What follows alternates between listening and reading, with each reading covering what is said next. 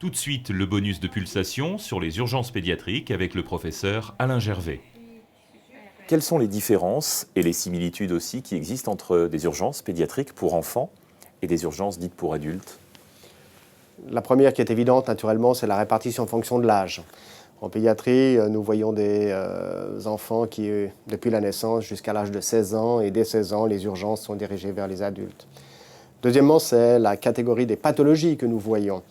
Bien sûr, chez les adultes, ils vous parleront d'accidents vasculaires cérébraux, de problèmes coronariens, alors que chez l'enfant, nous avons beaucoup plus, notamment en fonction des saisons, des problèmes respiratoires, des problèmes infectieux, ou des problèmes associés avec des conditions dues à la naissance. La définition de l'urgence reste en tout cas la même que l'on soit en urgence pédiatrique qu'en urgence adulte? Alors la définition finalement de nos urgences, elle est donnée par les parents plus que par les médecins, puisque c'est eux qui décident en fonction de l'état de leur enfant ou bien personnellement pour les urgences adultes, s'ils vont venir dans nos services.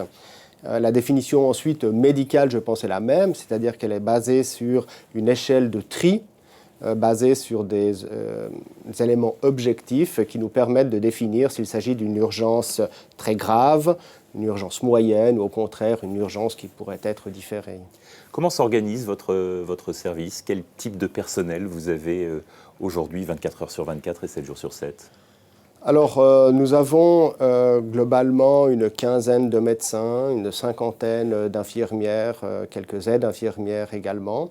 Et leurs horaires, naturellement, sont associés à l'afflux des patients. C'est-à-dire qu'ils ne viennent pas tous à 8 heures le matin pour partir à 18 heures, mais il y a une augmentation progressive de notre personnel, un peu moins le matin et beaucoup plus sur la fin de la journée, parce que c'est souvent là que les parents viennent avec leurs enfants pour consulter. Donc nous avons dû adapter, bien sûr, les horaires du personnel à l'afflux des patients. Et c'est un service qui fonctionne 24 heures sur 24. Donc nous avons également du personnel naturellement un peu réduit la nuit, également les week-ends, mais nous assurons une continuité dans les soins. Un personnel forcément formé, orienté, pédiatrie, c'est une évidence, mais avec aussi une sensibilité particulière parce que c'est un service à part? Alors, nous avons du personnel fixe qui a réellement une sensibilité pour l'urgence. C'est-à-dire ce sont des gens qui apprécient ce type de médecine qui doit être rapide, qui doit être très très efficace rapidement parce que le métier d'urgentiste a un peu changé, on en parlera peut-être un peu par la suite. Et puis nous avons également donc des pédiatres généralistes qui sont en formation et qui tournent de façon régulière dans notre service. Vous avez à gérer le patient lui-même, l'enfant, mais aussi l'entourage, les parents. Qui sont les plus difficiles à gérer? Je ne parlerai pas vraiment de difficultés ou de différences. Lorsqu'il s'agit d'un adolescent, on peut s'adresser directement à lui et le rôle du parent est moins important.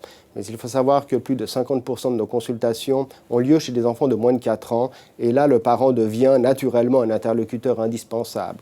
Alors parfois, les parents sont tout à fait adéquats, bien conscients. Parfois, ils ont tendance à être assez anxieux sur la maladie de leur enfant, même si ce n'est pas grand-chose. Donc, il faut naturellement, d'une part, gérer la maladie de l'enfant, mais également parfois un peu l'anxiété du parent qui vient avec.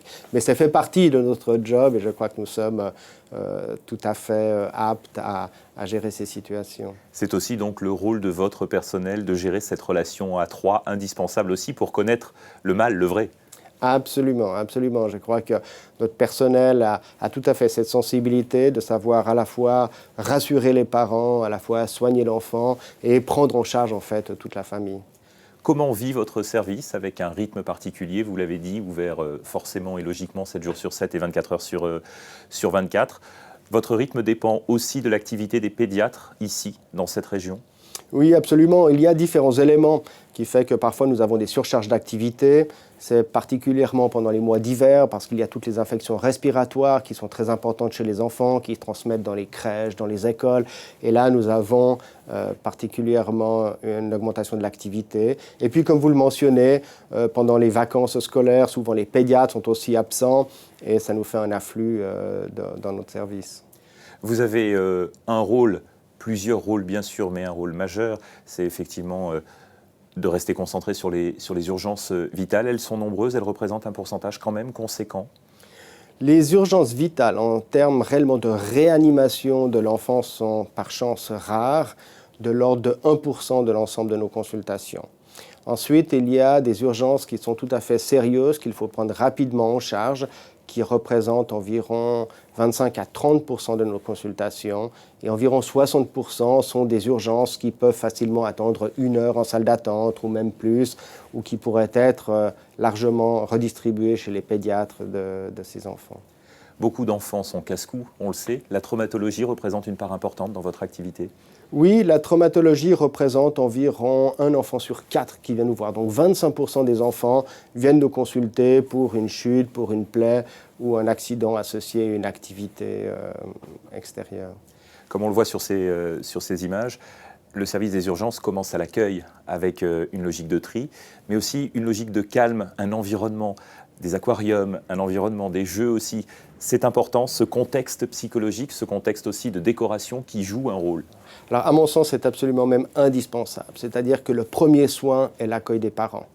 On aimerait pouvoir encore améliorer ça pour pouvoir rapidement donner un sentiment de confiance aux parents qui viennent nous consulter, pour pouvoir diminuer leur anxiété, ce qui facilite ensuite le contact et la prise en charge de l'enfant. Naturellement, dû parfois à la surcharge de travail, on n'atteint pas toujours nos objectifs, mais il est sûr que l'accueil, un endroit reposant ou apaisant, en tous les cas, avec, comme vous le mentionnez, un aquarium, avec des espaces qui sont ouverts, permet effectivement de calmer un tout petit peu la situation.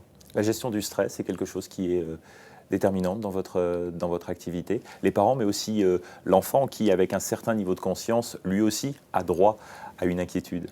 Absolument.